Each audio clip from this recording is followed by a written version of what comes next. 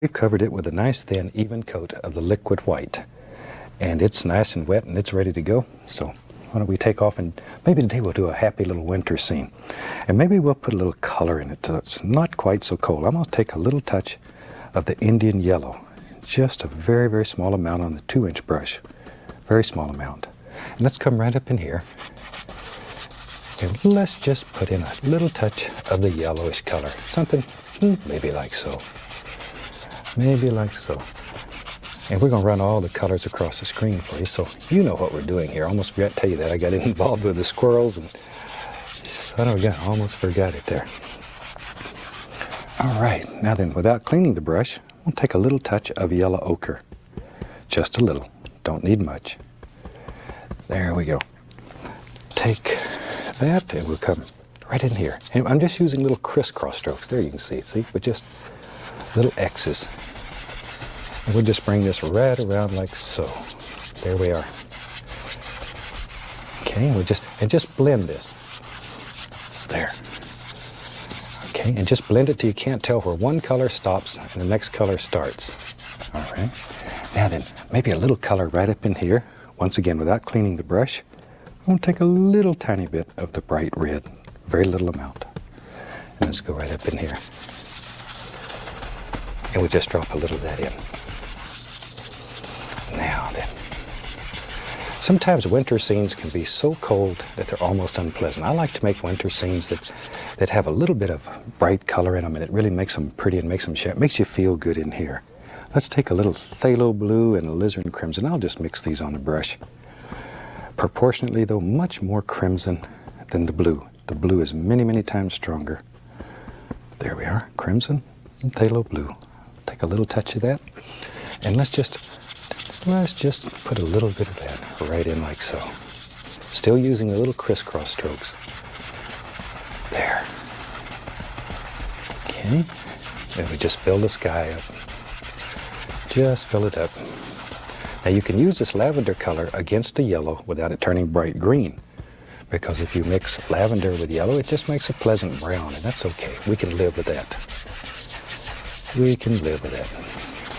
But if you was to use pure blue and you touch the yellow, as you know, we would have bright green, and we don't want that in this particular painting.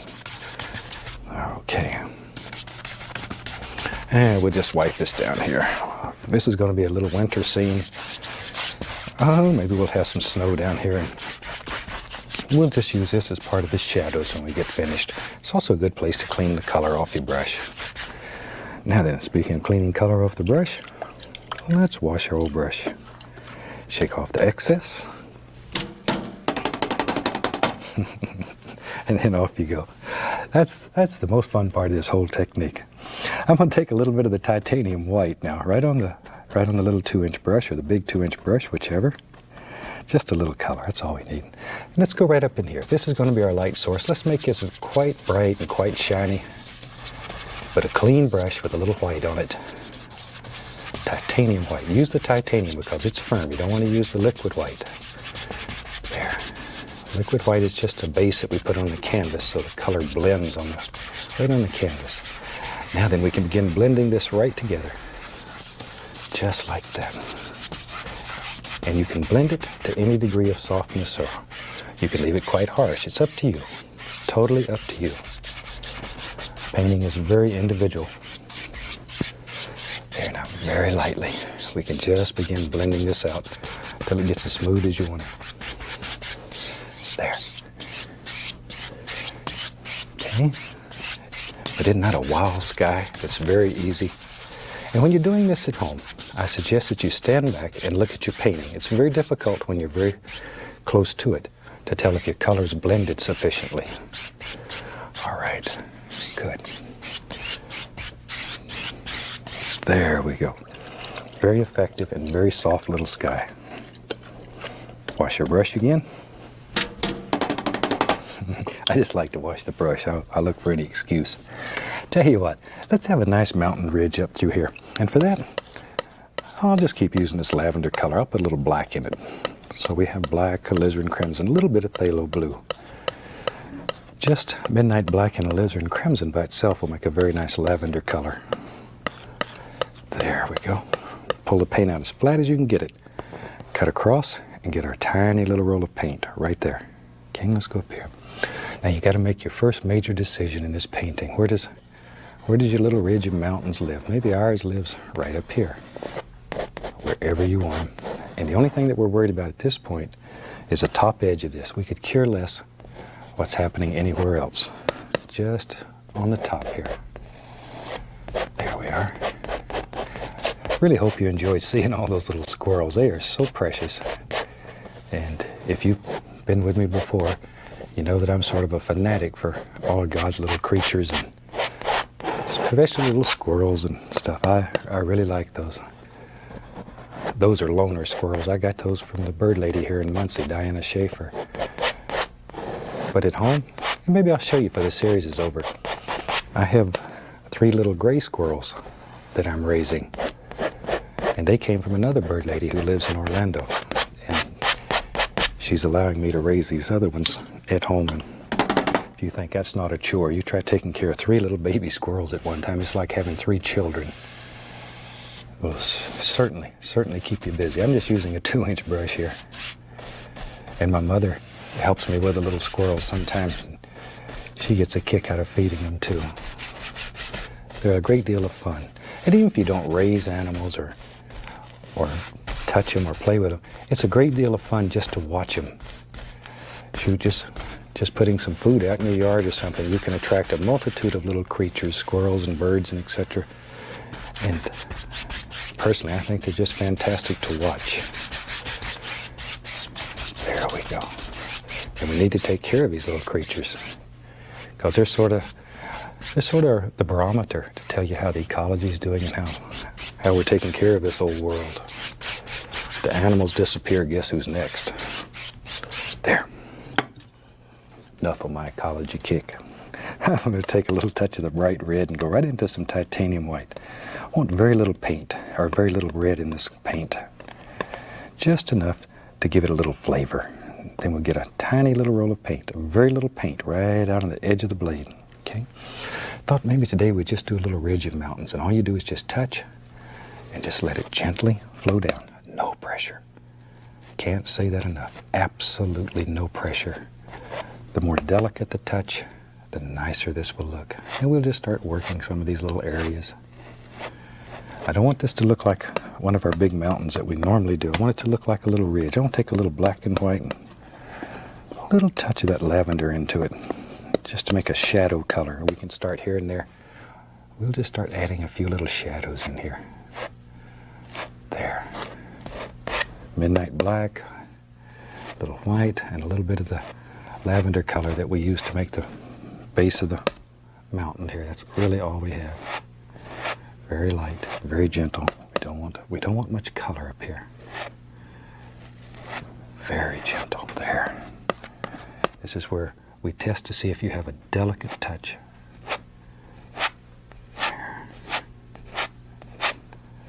When I was in British Columbia, there's a lot of mountain ridges that look like this. A lot of them. And they're so striking. That's some of the most beautiful country. There we go. Now maybe over in here we got little doers here and there, wherever you want them. Just make some decisions, drop them in. You may also find that it's a little easier to get into some of these places using the small knife.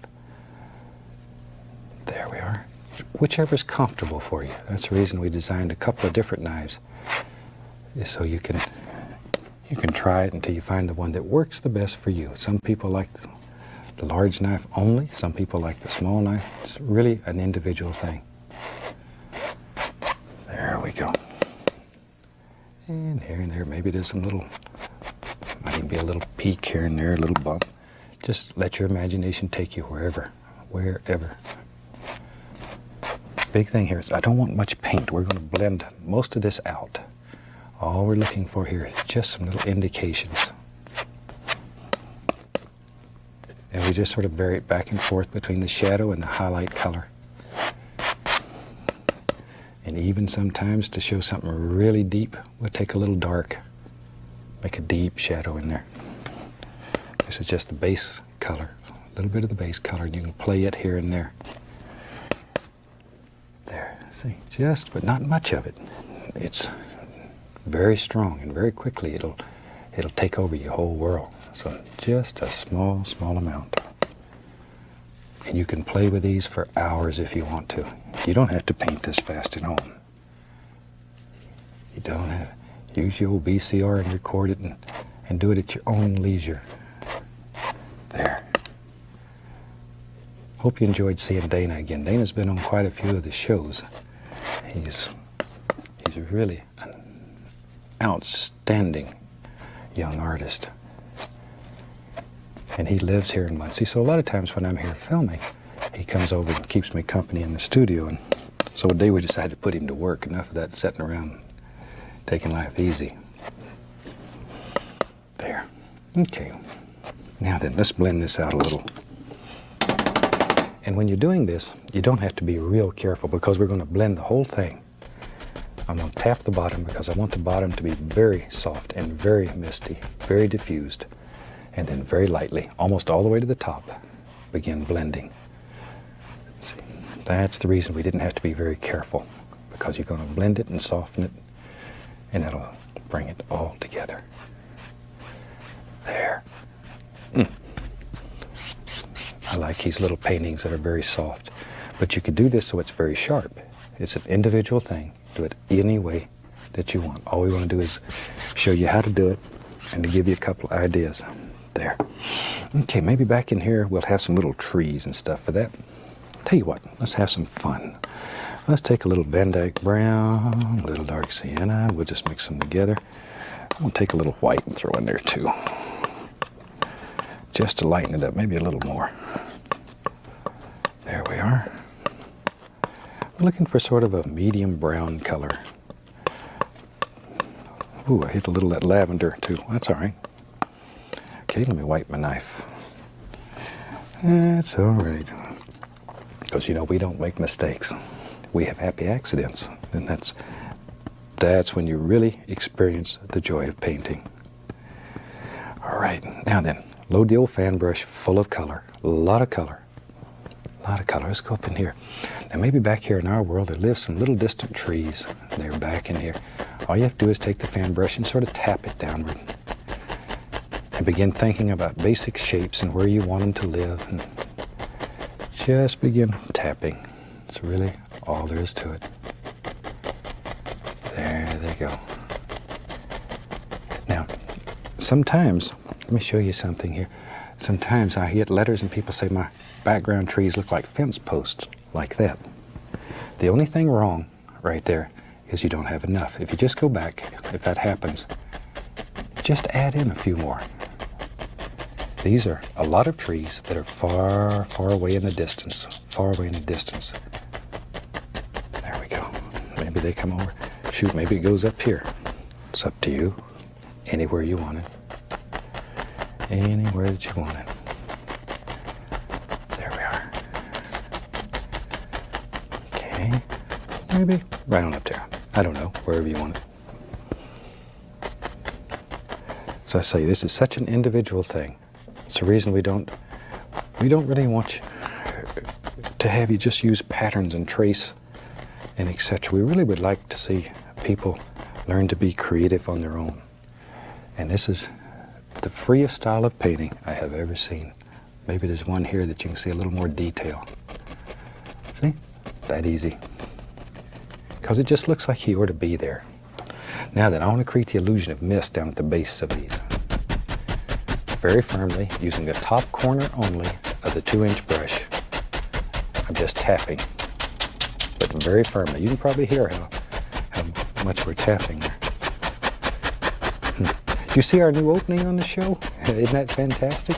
That's the little painter man. The little painter man. And that was done by a fantastic engineer right here at the station where we film. He put all that together and designed it and figured out how to do it. And his name's Jerry Morton, and I'd like to give him credit for doing a super job. He put a lot of work into making that. I hope you like it. I'd love to hear from you and know what you think of it. But we're going to call that little character the little painter man. Maybe we'll show him again sometime. There. Now then, maybe we want to have several layers in here. So we'll take that same color and I want to add a little bit more of the Van Dyke brown to it. As you know, in a landscape, as things get closer to you, they should get darker in value. So all you need to do is add a little more of the brown. Let's go back up in here and maybe right here, I know. But see how that dark color stands out now against that misty area. If you didn't have that little misty area, we'd probably be in Agony City right now because it would just blend together and you'd lose it. But because you have that little misty area, then you're in business and they'll separate. That misty area, as I've said over and over, is your good friend. In painting, sometimes softness or little misty areas do more good for you than anything else. Tell you what, let's get crazy. Maybe there's a nice tree. Yep, there is now. Lives right there. Just use the corner of the fan brush. And there we go, back and forth. There. Happy little evergreen lives right there. And he needs a friend. Maybe this guy, maybe a squirrel chewed off all his limbs when he was little. Them little devils do that sometimes, so we'll just put a few on him. See, he's sort of naked. There we go. There, see, but you can see part of the trunk through there. And sometimes that's very nice. Clean, dry brush, and once again, our little misty effect, and we'll just let it come right on out and just blend off into nothing there at the end. And there. But you can create layer after layer after layer of little foothills and little soft areas in between. It gives your painting tremendous depth, tremendous depth. And of course, I know none of us are interested in that happy buck. But if you're out selling your paintings, this is what makes your painting special over everybody else's, is the fact that it has all this depth and distance in it. And when somebody comes along to buy a painting, they'll look at yours and guess who sells a painting? This pays great dividends. Tell you what. All right. Now, we said it was going to have snow down here. Let's put one more layer of foothills. I like those little foothills. I'm going to take the old big brush that I've got going here. I'll use a little lavender. This is just the alizarin crimson and a touch of phthalo blue. Once again, proportionately, much more crimson than blue. Just tap. Okay, let's go back up here. Maybe these foothills live right here. And all we're doing right now is putting in a base color. Maybe these are getting close enough. Maybe they got a little highlight on them. What the heck? Just make big decisions and drop them in. Let them go. There it goes. There it goes. See? There. Wherever you think they should live. That's exactly where they should live. Now then. That's our base color. And that's really all it is. This could be put on, shoot, you could put this over your shoe. It doesn't matter. Doesn't matter. There we go. Let's take another brush here. I have several of each brush going, so I don't have to spend all my time washing brushes. I'm going to dip it into a touch of the liquid white. Just a touch. Very small amount. That's right above a smidgen. Little teeny bit. Let me reach down here, be right back, don't go away. A little bright red in there. Whew. It takes very little. Very little. Now then, just tap, push. You can see that little ridge of paint. Let's pull it out very flat so you can see it good. See that little ridge? There's a ridge just like that on the end of the brush, and that's what we paint with. Let's go up here. Now then, we'd use just the corner of the brush, and we go in here, and we can begin putting in some nice little highlights on these. In my mind, these are getting closer now. They're close enough that you can begin seeing all these little things that are happening. Now, the little touch of liquid white that I put in there was put in there only to thin this a little bit, because, as you know, one of our golden rules, a thin paint will stick to a thick paint. The paint that we use is very, very thick, very dry. It's much thicker than traditional oil paints. There, and then we can paint layer after layer on top without just becoming a mud mixer. If all your paints are the same consistency, just going to make mud. It's all that's going to happen. Then you're going to be unhappy with me. Now, watch, here's a little trick. Maybe, let's do this. Maybe right here. there's another little plane, whole nother plane. See, just let them separate. And that little dark area in between is all you need to create the illusion of a little separation. It's all you need. Okay, now then. We said this was winter, so let's have some snow. We need some snow in here. Just use the titanium white. We got a little touch of that pinkish color left on the brush. Touch and pull. Decide in your world where this is going to live and drop it in. There. See? And with a big brush, you can do this very rapidly. It doesn't take but a second. Just let that blend right on back. But see the depth that creates just because you left that in there. Now then, we need some big trees. You know me. I like them big trees. But now in yours, if you don't want a big tree, don't put it. I'm going to use some of the lavender and some brown mixed together. Just load it up on this old 2-inch brush. Make some big decisions. Where does our little trees live? In our world, I think they live right about here. There they go. There they go. And all we're doing here is just putting in a little color so we'll have something for our highlight to stick to. Just a base color. It's all we're looking for. There. Maybe a little something right in there. Wherever.